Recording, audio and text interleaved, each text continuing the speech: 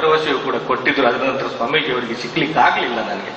ಇಂತಹ ಒಂದು ಕೊಂಡುಕೊಳ್ಳುವಿಕೆಯ ವಾತಾವರಣ ಬೆಳೆದಾಗ ನಾನು ನನ್ನ ಧರ್ಮದ ಅನುಯಾಯಿ, ನಾನು ಕಟ್ಟ ಅನುಯಾಯಿ, ಇಸ್ಲಾಮಿನ ನಾನು ಕಟ್ಟ ಅನುಯಾಯಿ, ಆದರೆ ನಾನು ಬೇರೆ ಧರ್ಮವನ್ನು ದೂಷಿಸುವುದಿಲ್ಲ.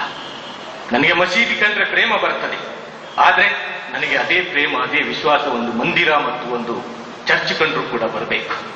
ನನಗೆ ಅದರ ಬಗ್ಗೆ ಗೌರವ ಇರಬೇಕು.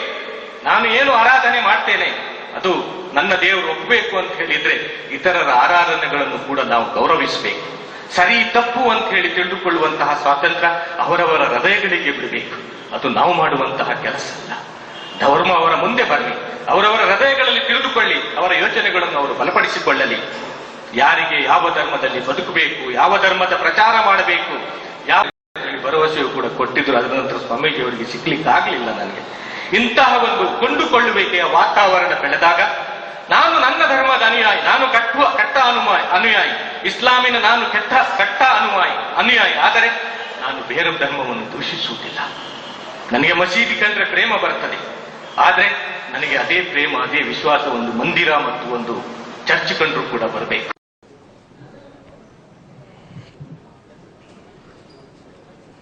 सवाल ये है हमारे साथी का, चले शेख का हम सवाल है, आप उसका जवाब दे दें। हमारे भाई का एक सवाल है, उस आदमी के कौल के बारे में आपकी क्या राय है जो कहता है जो मोहब्बत और यकीन मस्जिद को देख करके हासिल होता है वही मोहब्बत और यकीन मुझे मंदिर और चर्च को देखने से भी हासिल होता है। इस आदमी के कौल के बारे में आपकी क्या राय है? वालेकुम अस्सलाम वरहमतुल्लाहि वबरकातुहू।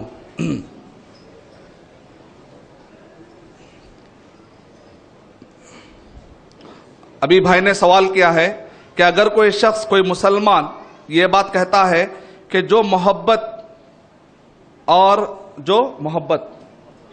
यकीन मुझे हासिल होता है मस्जिद को देखकर, फिर वही मोहब्बत और यकीन मैं चर्च के लिए भी रखता हूं।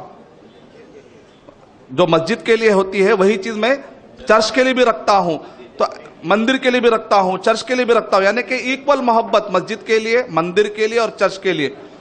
तो सबसे पहले तो यह है कि यह जुमला गलत है, ऐसा जुमला नहीं कहना चाहिए। वजह उसकी यह है, नंबर 1 वजह, मैं कुरान मजीद के दलाइल तो आपके सामने दूंगा, लेकिन कोई गैर मुस्लिम बोलेगा अरे देखो मुसलमान जो है अपनी बात सही कह रहे, तुम्हारी बात गलत। तो पहले मैं गैर मुस्लिमों के व्यू से जवाब देता हूं। मैं, हम मुसलमान सेल्फिश नहीं हो सकते। सेल्फिश मिसाल के तौर पे हमने मस्जिद का रास्ता इख्तियार किया, इस्लाम का रास्ता इख्तियार किया, उसकी वजह यह है कि हम ये समझते हैं कि ये रास्ते से जन्नत मिलेगी, राइट? और हमको यकीन है कि चर्च और मंदिर के रास्ते से हमको जन्नत नहीं मिल सकती, यकीन है। तो फिर आप अगर कहते हैं कि मंदिर से भी मुझे सेम मोहब्बत है, चर्च से भी सेम मोहब्बत है, गोया कि आप गैर मुस्लिमों को कह रहे हैं कि तुम वहीं रहो, हम जन्नत में अकेले में आते, तुम जन्नत में मत आओ। क्या मुसलमान ऐसा बोल सकता है? गोया कि आप सामने वाले को कह रहे हैं कि तुम जो है वो भी सही है, क्योंकि मुझे मोहब्बत उससे भी है, मतलब क्या निकला, वो भी सही है आपके पास। गोया कि आप सामने वाले को कन्विंस कर रहे हैं उसके कुफर पर, गोया कि आप कन्विंस कर रहे हैं। मुसलमान ऐसा सेल्फिश नहीं हो सकता कि वो खुद तो जन्नत में जाए और दूसरों को बोले तुम वहां पर रहो, सेम सेम मोहब्बत ही है। अल्फाज में नहीं कह रहे हैं, रहो नहीं कह रहे हैं, लेकिन एंड रिजल्ट तो वही नहीं कर रहा है ना।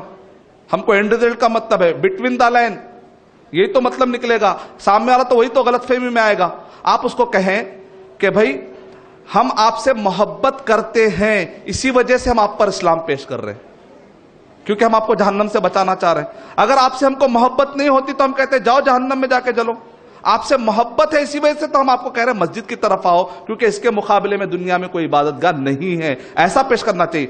तो क्लियर पेश करने में हम समझते हैं शायद के सामने वाले का दिल हट हो जाएगा। नहीं, नॉन मुस्लिम इतने समझदार हैं। मेरी इस बात पर एक नॉन मुस्लिम ने कहा आप सही कह रहे हैं, आप कॉम्प्रोमाइज नेचर के नहीं, आप हक बात करते हैं। माशाल्लाह, नॉन मुस्लिम ने मेरे इस जवाब को अप्रिशिएट किया। कॉम्प्रोमाइज करने के बजाय हक बात क्या है सही तरीके से बता दीजिए, अल्लाह भी खुश होगा इंशाअल्लाह, अक्ल रखने वाला भी खुश हो जाएगा।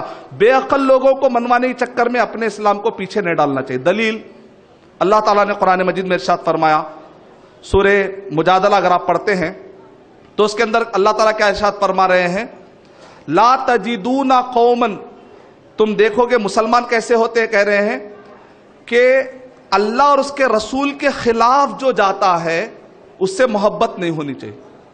اس سے محبت مطلب اس کے کفر سے محبت نہیں ہونی چاہیے. ہاں ہمدردی آپ رکھ سکتے ہیں کہ اس کو بھی جہنم سے میں بچاؤں, ہمدردی آپ رکھ سکتے ہیں, لیکن دل میں محبت اس کے کفر سے نہیں ہو سکتی, اس کے کفر سے محبت آپ کو نہیں ہو سکتی. مثال کے طور پہ کوئی اگر میرے والدہ کو گالی دے رہا ہے اور تو اس گالی دینے والے کو میں کیا کہوں گا؟ میں کہوں گا تم جو گالی دے رہے ہو نا یہ اچھا ہے کہوں گا, غلط کام ہے تو غلط کو غلط کہنا پڑے گا. تو ایک آدمی جب کفر کر رہا ہے تو ہم کہیں گے یہ کفریہ کام آپ کا غلط ہے, میں اس کو پسند نہیں کرتا, بلکہ اس سے نفرت ہوتی ہے کیونکہ یہ جہنم کی طرف لے جانے والا راستہ ہے, میں نہیں چاہتا کہ تم بھی جہنم کی طرف جاؤ. تو ایک اچھا مسلمان یہ ہوتا ہے کہ سامنے والے کو جہنم سے بچائے, نہ کہ اس کو جہنم میں لے جانے کے لیے اس کو سپورٹ کرے. تو سمپل لاجک قرآن مجید میں اللہ سبحانہ و تعالیٰ نے ارشاد فرمایا کہ مومن وہ ہوتے ہیں کہ جو اللہ یعنی کہ اسلام اور کفر دونوں کو برابر محبت ہم نہیں کر سکتے. ہاں ہمدردی اس کا مطلب یہ نہیں ہے کہ ہم دعوت کا کام چھوڑ دیں, جہنم میں جاؤ بولیں گے, محبت ہی کا